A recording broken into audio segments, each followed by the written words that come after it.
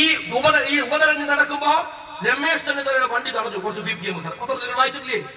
ഇതൊക്കെ എല്ലായിടത്തും നടക്കും. പൊതുപ്രവർത്തകന്മാർക്കതിരെ എനിക്ക് കണ്ണൂരിൽ നിന്ന് 2 തവണ എന്റെ വണ്ടിക്ക് നേരെ ആക്രമണം ഉണ്ടായി. കണ്ണൂരിലെ ഒരു പോലീസ് സ്റ്റേഷനിൽ ഒരു പരാതി ഞാൻ ഇപ്പോഴും കൊടുത്തിട്ടില്ല, അന്നും കൊടുത്തിട്ടില്ല. ഞാൻ പറഞ്ഞു ഏതോ ഗുണ്ടകൾ തെമ്മാടികൾ ചെയ്ത തോന്നിവാസത്തിന് പ്രതികരണം ആവശ്യമില്ല, വിട്ടേക്കാൻ പറഞ്ഞു. എന്നോട് പത്രക്കാർ കുടുംബം ചോദിച്ചപ്പോ ഞാൻ ചോദിക്കട്ടെ നിങ്ങളോട്, എന്നാൽ എന്താ ജയരാജൻ ചെയ്തത്? ജയരാജൻ ചെയ്ത എന്താണ്? നേരെ പോയിട്ട് അന്ന് ടിവിയിലൊക്കെ നമ്മൾ കണ്ടു കൈരലടക്കം ജയരാജനൊക്കെ അങ്ങോട്ട് നടക്കുന്ന ഒരു കുഴപ്പമില്ല. പിന്നെ കാണുന്നത് എന്താണ്? സ്വന്തം കുപ്പായൊക്കെ വലിച്ചു കീറിയിട്ട് നഗ്നത കാണിച്ച് ബോഡിയും കാണിച്ചിട്ട് ജയിലിങ്ങനെ സ്റ്റേഷനിൽ കിടക്കുകയാണ്.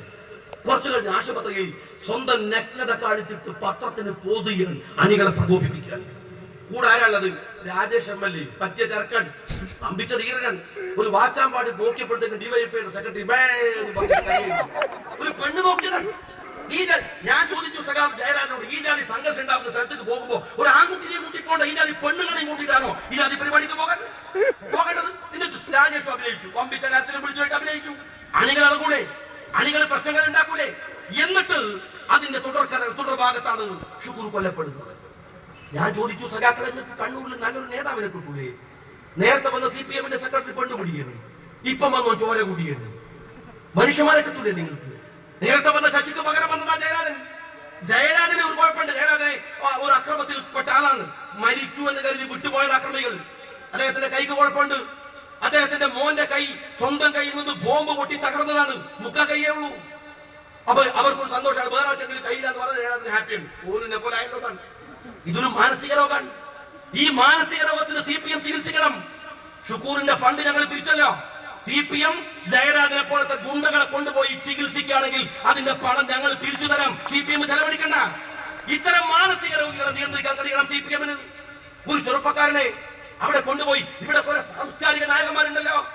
ലോകത്ത് ഞാൻ ചോദിക്കട്ടെ, കണ്ണൂരിൽ വിട്ടേക്ക് നിങ്ങൾ അഫ്ഗാന്റെ മലമടക്കിൽ അല്ലെങ്കിൽ അമേരിക്കയിലെ ഏതെങ്കിലും ഒരു ക്യാമ്പിൽ, ലോകത്തിന്റെ ഏതെങ്കിലും ഒരു കോണിൽ ഇതുപോലെ ഒരു ചെറുപ്പക്കാരൻ കൊല്ലപ്പെട്ടാൽ അത് വാർത്തയാവില്ലേ? ലോകം മുഴുവൻ. എന്നാൽ ഇവിടുത്തെ ഒരൊറ്റ സാംസ്കാരിക നായകൻ വന്നില്ല.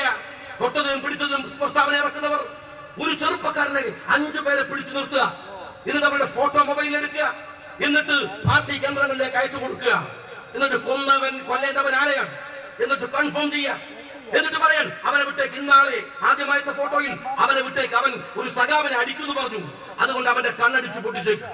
എന്നിട്ട് 2 പേർ കൈ ഇങ്ങനെ ബാക്കിലേക്ക് കെട്ടിയിട്ട് ഇവനെ കുനിച്ചു നിർത്തുക. ഷൂവിന്റെ അഗ്രം കൊണ്ട് ഇവന്റെ കണ്ണിൽ ഫുട്ബോൾ അടിക്കണം, അതിൽ അടിക്കുക. ഒരു കുട്ടിയുടെ കണ്ണ് പറകിലേക്ക് അങ്ങ് ഉള്ളിലേക്ക് കയറിപ്പോയി. ഞാൻ കണ്ടു, സങ്കടം കണ്ട് സഹിക്കാൻ പറ്റും. അവനെ അങ്ങനെ വിടാൻ പറഞ്ഞു. മറ്റൊരുത്തനെ പറഞ്ഞു ഒരു വെട്ട് കൊടുത്തു വിട്ടേക്ക്, മറ്റവനെ വെട്ടിയിട്ട് വിട്ടു. അവസാനം 2 പേരെ തെരഞ്ഞെടുത്തു, ഷുക്കൂറിനെയും സക്കറിയെയും. അവനെ കൊന്നേക്ക്. ആ ഒരൊറ്റ വെട്ട് സക്കറിയൊക്കെ കിട്ടുകയാണ്. സക്കറിയെ പെട്ടെന്ന് തിരിഞ്ഞോടുന്ന തിരക്കിൽ ഷുക്കൂറിനെ ഇവർ മറന്നുപോയി. എന്നാൽ ഷുക്കൂർ ഓടി ഒരുപാട് ദൂരമെത്തിയെന്ന് കണ്ടപ്പോ ഇവർ സക്കറിയയെ വിട്ട് ഷുക്കൂറിന്റെ അടുത്തേക്ക് പോകുന്നു. സക്കറിയ അങ്ങനെ ഓടി രക്ഷപ്പെടുന്നു. ഷുക്കൂറെ പിടിച്ചു നിർത്തുകയാണ്. എന്നിട്ട് അവരോട് പറയുന്നുണ്ട്, ഒരു വെട്ടിന് ആളെ ഇല്ലാണ്ടാക്കുന്ന മോട്ടോർ സൈക്കിളിൽ പോയിട്ട് ആളെ വെട്ടിപ്പോകുന്ന പരിപാടിയല്ല. എന്താണ് CPM എന്ന് എനിക്ക് കാണിക്കാം. രക്ഷിക്കണോ തന്നെ വിളിക്കുന്നതിന്റെ ജ്യേഷ്ഠനെ. ആലോചിച്ച് നോക്കും നിങ്ങൾ ക്രൂരത. അറക്കാൻ വെച്ച ഒരു മൃഗത്തോട് കാണിക്കില്ല ഇത്ര വലിയ ക്രൂരത. എന്നിട്ട് ഏട്ടൻ അവൻ ദാവൂദിനെ വിളിക്കുക. ദാവൂദ് കണ്ണിൽ കണ്ട സഖാക്കളോട് മുഴുവൻ അപേക്ഷിക്കുക, എന്റെ അനുജനൊന്നും പറ്റരുത്. അവര് പറയാൻ അനുഭവിക്കട്ടെ എന്റെ അനുജൻ. കാണോ, ഗുജറാത്ത് ഓർമ്മയുണ്ടോ സഖാവെ നിനക്ക്? ഗുജറാത്തിൽ ഒരു MP-യുടെ വീട്ടിന്റെ ചുറ്റും വന്നിട്ട് അക്രമകാരികൾ, ഫാഷിസ്റ്റുകൾ, സംഘപരിവാർ ഇങ്ങനെ കൊല്ലാൻ നിൽക്കുകയാണ്. ആ സമയത്ത് MP തനിക്ക് ex-MP തനിക്ക് പരിചയമുള്ള എല്ലാ BJP-കാരെയും വിളിക്കുകയാണ്, RSS-കാരെ വിളിക്കാൻ രക്ഷിക്കണം. അവര് പറയാം, ചാവട്ടെ, അങ്ങ് മരിച്ചേക്ക്, നിന്നെയും നിന്റെ കൂട്ടരെയും വെറുതെ വിടില്ല. എടോ സഖാബി, ഗുജറാത്തിൽ നിന്ന് അപ്പുറമായിട്ടുണ്ടോ കണ്ണൂർ? ഇതുപോലെയുള്ള ക്രൂരതല്ലേ ഗുജറാത്തിലെ ഈ സംഘപരിവാർ ചെയ്തത്? CPM-ന്റെ കൊടിയും പിടിച്ചിട്ട് ഇത്തരം ആളുകൾക്ക് വേണ്ടി മുദ്രാവാക്യം വിളിച്ചിട്ട് സമുദായത്തിന്റെ കാര്യം പറയാൻ. ഇന്നലെ മുസ്ലിം സമുദായത്തിന്റെ കൂട്ടായ്മക്ക് നിങ്ങളുടെ ജില്ലയിലെ ഒരു സ്വതന്ത്ര MLA CPM-ന്റെ എച്ചിന് പെറുക്കിയിട്ട് തിന്നു ജീവിക്കുന്നവൻ അവിടെ വന്നിട്ട് സമുദായത്തിന്റെ പേര് പറയാൻ കാണിക്കാൻ പറ്റുമോ? ഇതുപോലത്തെ ഒരു തുല്യതയുടെ കാര്യം ലോകത്തെവിടെയെങ്കിലും? എന്നിട്ടൊരു ചെറുപ്പക്കാരനെ 2 മണിക്കൂർ അവനെ വിചാരണ ചെയ്തിട്ട് വധശിക്ഷ വിധിച്ചിട്ട് പരസ്യമായിട്ട് കൊല്ലുക. കാണോ ലോകത്തെവിടെയെങ്കിലും? എന്നിട്ട് തൊട്ടുപിറ്റേ ദിവസം ജയരാജൻ എന്ന് പറയുന്ന ചോര കുടിയൻ പത്രസമ്മേളനം നടത്തുക. എന്നിട്ട് പറയാ, കാണിക്കാൻ പത്രക്കാരോട്, കണ്ടോ ഇന്നലെ എന്റെ വണ്ടി ആക്രമിച്ചവന്റെ ഫോട്ടോ, അവനെ തന്നെയാണ് ഈ കൊന്നിരിക്കുന്നത്. ഇതാ കണ്ടോ ഷുക്കൂറിന്റെ ഫോട്ടോ. എന്ന് വെച്ചാൽ കൊന്നോനെ ഞങ്ങൾക്ക് മാറിയിട്ടില്ല. കറക്റ്റ് ആളെയാണ്. എന്നിട്ട് പറയാം, നിങ്ങൾ ആലോചിച്ച് നോക്ക്, ഒരു കുട്ടിയെ കൊല പിടിച്ചിട്ട് ഒരു ഉളുപ്പും മര്യാദയില്ലാതെ അതിനെ ന്യായീകരിക്കാൻ വരിക. എന്നിട്ട് അതിനുശേഷം പിന്നീട് പത്രത്തിൽ പറഞ്ഞു സഹികെട്ടുള്ള തിരിച്ചടിയാണ് ജയരാജൻ. അവിടെ അവസാനിച്ചില്ല. TV രാജേഷ് പറഞ്ഞു സ്വാഭാവികമായ പ്രതികരണം. ഒരു കാര്യങ്ങൾ മനസ്സിലാക്കണം. ഞാൻ മലപ്പുറത്തിലെ യൂത്ത് ലീഗിന്റെ പ്രവർത്തകരോട് ഞാൻ പറയട്ടെ, കണ്ണൂരിൽ എല്ലാ അതിക്രമങ്ങൾക്കും ഒരു രീതിയുണ്ട്. ഞാൻ എന്റെ നിയോജക മണ്ഡലത്തിലാണ് കണ്ണൂർ സെൻട്രൽ ജയിലുള്ളത്. ഞാൻ അവിടെ പലപ്പോഴും പോയിട്ടുണ്ട്, പല ഔദ്യോഗികമായ കാര്യങ്ങൾക്ക് വേണ്ടി. അവിടുത്തെ പ്രതികളുമായി പലപ്പോഴും ഞാൻ സംസാരിച്ചിട്ടുണ്ട്. എനിക്കറിയാം, കണ്ണൂർ കൊലപാതക കേസുകളിലെ പ്രതികളിൽ 90% CPM-കാർ. അവിടെ ഉള്ളവരിൽ ആരും പ്രതികളല്ല, മറിച്ചോ വാടക പ്രതികളാണ്. ഒരു കൊലപാതകം നടന്നാൽ CPM കുറച്ചാളെ സ്റ്റേഷനിൽ കൊണ്ടുപോയി ആചരണം. ഇവൻ കൊന്നു, അവന്റെ കുടുംബത്തെ CPM നോക്കും. കൊന്നോൻ ഒളിവിലേക്ക് പോകും. അവൻ കത്തി മൂർച്ച കൂട്ടാൻ, അടുത്തവനെ കൊല്ലാൻ. അവൻ എക്സ്പീരിയൻസ് ഉണ്ട്. എല്ലായ്പ്പോഴും കണ്ണൂരിൽ വാടക പ്രതികളെ പിടിച്ചാണ് കേസുകൾ അവസാനിപ്പിക്കാറ്. ഞാൻ ഒരു കാര്യം യൂത്ത് ലീഗുകാരോട് പറയട്ടെ, ഈ സമരം അവിടെ നടക്കുന്നത് യൂത്ത് ലീഗ്. നാളെ യൂത്ത് ലീഗിന്റെ പരിപാടി നടക്കാൻ ഏതെങ്കിലും ഒരു അറ്റത്തുള്ള വാടക പ്രതിയെ പിടിച്ചിട്ട് ഷുക്കൂറിന്റെ കൊലപാതക കേസ് അവസാനിപ്പിക്കുന്ന പ്രശ്നം ഉണ്ടാവില്ല.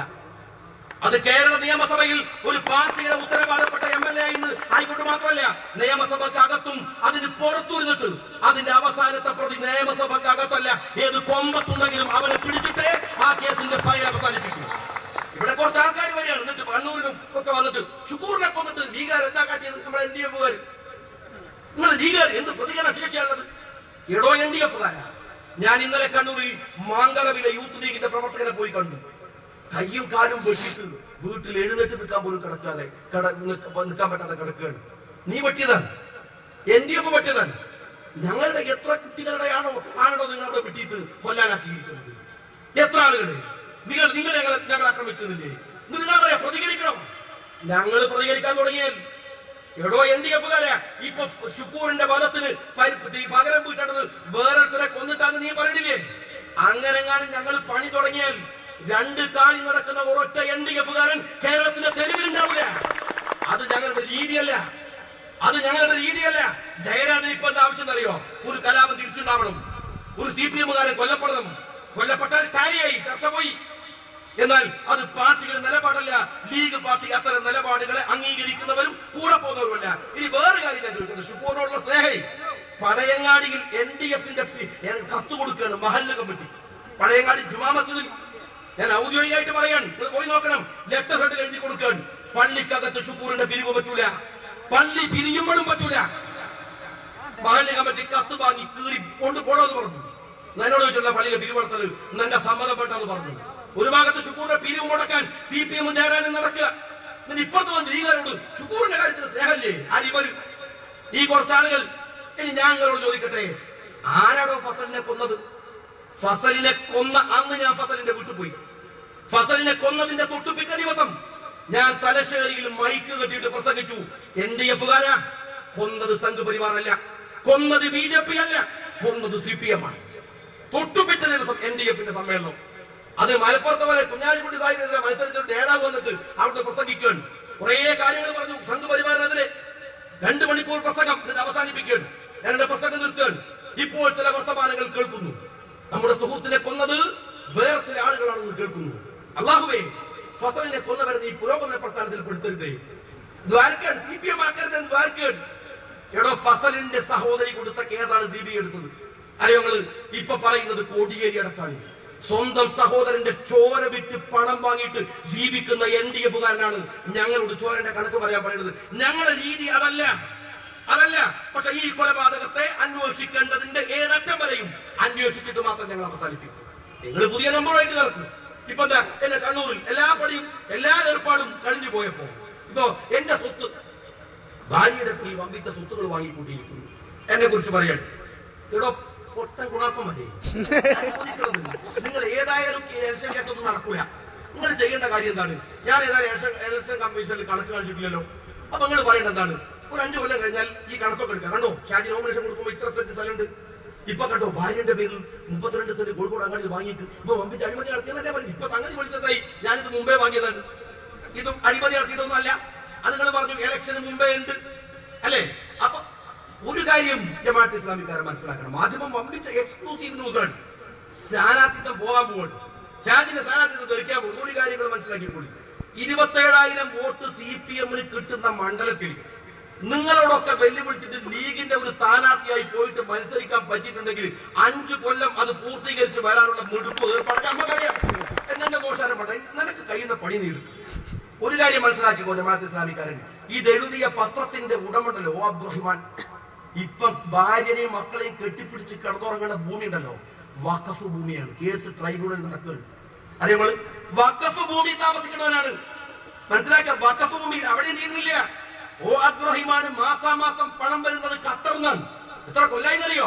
10, 20, 30 അല്ല, ഖത്തറിന് പണം വരിക. എന്തിന്? ഇസ്ലാമിക പ്രവർത്തനം. അബ്ദുറഹിമാൻ ഇസ്ലാമിക പ്രവർത്തനം നിങ്ങളൊന്ന് പരിശോധിച്ച് നോക്ക്. ഇസ്ലാം വിദേശ രാജ്യത്ത് നിന്ന് പണം വാങ്ങി മക്കൾക്ക് കഞ്ഞു കൊടുക്കുന്ന ജമാഅത്ത് ഇസ്ലാമിക്കാരാ. ഞങ്ങൾ രാഷ്ട്രീയ പ്രവർത്തനം കൊണ്ട് ജീവിക്കണവരല്ല. അങ്ങനെ കുറച്ച് ആൾക്കാരുണ്ട് ജീവിക്കുന്നതിനിടയിൽ രാഷ്ട്രീയ പ്രവർത്തനം നടത്തുന്നവരാണ്. ഷാജി അത്യാവശ്യം ആവതുള്ള കുടുംബത്തിൽ തന്നെയാണ് ജനിച്ചത്. ഇപ്പോഴും ബിസിനസ് നടത്താറുണ്ട്, ഇപ്പോഴും നടത്താറുണ്ട്, നല്ല മാന്യമായിട്ട് ജീവിക്കാറുണ്ട്. ഞഞ്ഞ മടിച്ചിട്ട് നിങ്ങളെ പോലെ ആരാന്റെ ഹക്ക് നിന്ന് ജീവിക്കുന്നതല്ല, ശീലമല്ല. മനസ്സിലാക്കിക്കോ. എന്നിട്ട് പറയാൻ ജമാഅത്ത് ഇസ്ലാമി NDF പ്രകടനം KM ഷാജി രാജിവെക്കണം. ഞാൻ മത്സരിച്ചത് എന്നോട് ചോദിച്ചിട്ടാ? നീ എനിക്ക് വോട്ട് തരുന്നു? നീ എങ്ങനെ വോട്ട് തന്നെങ്കിൽ നല്ല അടിവെച്ച് തരുന്നു അന്ന് പറഞ്ഞതല്ലേ? പിന്നെ എന്തിനാ നിങ്ങൾ നിന്നോട് രാജിവെക്കാൻ പറയട്ടെ? കോൺഗ്രസ് പറയട്ടെ, CMP പറയട്ടെ, മറ്റേതെങ്കിലും പാർട്ടി പറയട്ടെ, പറയാൻ നിങ്ങൾക്ക് എന്താ അധികാരം? ഞാൻ എന്റെ പ്രിയപ്പെട്ട സഹോദരന്മാരോട് പറയട്ടെ, എല്ലാ വേലത്തരങ്ങളുമായി നിങ്ങളുമാണ്, എല്ലാ വേലത്തരങ്ങളുമായി. ഞങ്ങൾ 2012 നെഞ്ചു വിരിച്ചു നിൽക്കുക, യശസ്സോടെ, പ്രതാപത്തോടെ, കൃത്യമായ രാഷ്ട്രീയ ശക്തിയോടെ, കരുത്തോടെ. ഞങ്ങളോട് മത്സരിക്കാൻ നിങ്ങൾക്ക് ഇപ്പോഴും കഴിയില്ല. കഴിയാത്തത് നിങ്ങളെ സംബന്ധിച്ചിടത്തോളം നിങ്ങൾ ഉയർത്തിപ്പിടിക്കുന്ന മുദ്രാവാക്യങ്ങളുടെ ഫലമാണ്. ജമാഅത്തെ ഇസ്ലാമിക്കാരന്റെ പള്ളിയിൽ പോകുമ്പോ പള്ളി എന്ന് പറയാറുണ്ടായിരുന്നു. വെൽഫെയർ എന്ന പാർട്ടി രൂപീകരിക്കുന്നത് മുതൽ അത് പള്ളിയല്ല, പാർട്ടി ഓഫീസാണ്. അവിടുത്തെ കുതുബ പ്രസംഗം രാഷ്ട്രീയ പ്രസംഗങ്ങളാണ്. അല്ലെന്ന് പറയൂ ജമാഅത്തെ ഇസ്ലാമി. എങ്കിൽ എന്തിനാണ് വെൽഫെയർ പാർട്ടി പറയുന്നത്? ആ ഒരു സംഘടന മുജാഹിദ് പ്രസ്ഥാനമോ, നദ്വത്തുൽ മുജാഹിദീൻ ദക്ഷിണ കേരള, അതല്ലെങ്കിൽ തബ്ലീഗ്, അതല്ലെങ്കിൽ സംസ്ഥാന, അതല്ലെങ്കിൽ ബഹുമാന്യമായ സമസ്ത കേരള ജമിയത്തുൽ ഉലമ, എന്തു ആവട്ടെ, അവർക്ക് പള്ളികളുണ്ട്, അള്ളാഹുവിന്റെ ഭവനം. ഇനി അങ്ങനെ പറയാൻ കഴിയോ? ഇന്ന് വരെ നമ്മളൊക്കെ നമസ്കരിക്കാൻ കയറിയുന്ന ജമാഅത്തെ ഇസ്ലാമിയുടെ പള്ളിയെ പള്ളി എന്ന് പറയാൻ കഴിയോ? ആ പാർട്ടിയുടെ ആഫീസ്, ലീഗുകാരന്റെ ലീഗ് ആഫീസ് പോലെ, അല്ലെ? ലീഗുകാരന്റെ ലീഗ് ആഫീസ് പോലെ ആ പാർട്ടിയുടെ ആഫീസ് അങ്ങനല്ലേ? അവിടുത്തെ കുതുബ പ്രസംഗങ്ങളോ, തെരഞ്ഞെടുപ്പ് രാഷ്ട്രീയ പ്രസംഗങ്ങൾ അങ്ങനെയാവല്ലേ? ഞാൻ പറയുന്നത് സ്വന്തം പള്ളി പോലും പാർട്ടി ആഫീസാക്കാൻ 2012 ആകുമ്പോഴേക്ക് നിങ്ങൾ വന്നു ലീഗിന്റെ മാർഗത്തിൽ. 65 കൊല്ലക്കാലം മുസ്ലിം ലീഗ് ഉയർത്തിപ്പിടിച്ച രാഷ്ട്രീയ ആദർശത്തെ നെഞ്ചേറ്റി പിടിച്ച് ആവേശത്തോടെ വരുന്ന തലമുറയ്ക്ക് ഈ പതാക കൈമാറാൻ ആത്മവിശ്വാസത്തോടെ ഒരു മുസ്ലിമായി ജീവിക്കുക എന്നതല്ല, അഭിമാനമുള്ള മുസ്ലിമായി ജീവിക്കാൻ അവസരം നൽകിയ ഈ പാർട്ടിക്ക് ശക്തി പകർന്നുകൊണ്ട് മുന്നോട്ട് പോകുക. അള്ളാഹു അനുഗ്രഹിക്കുമാറാവട്ടെ. അസ്സലാമു അലൈക്കും വറഹ്മത്തുള്ളാഹി വബറകാതുഹു.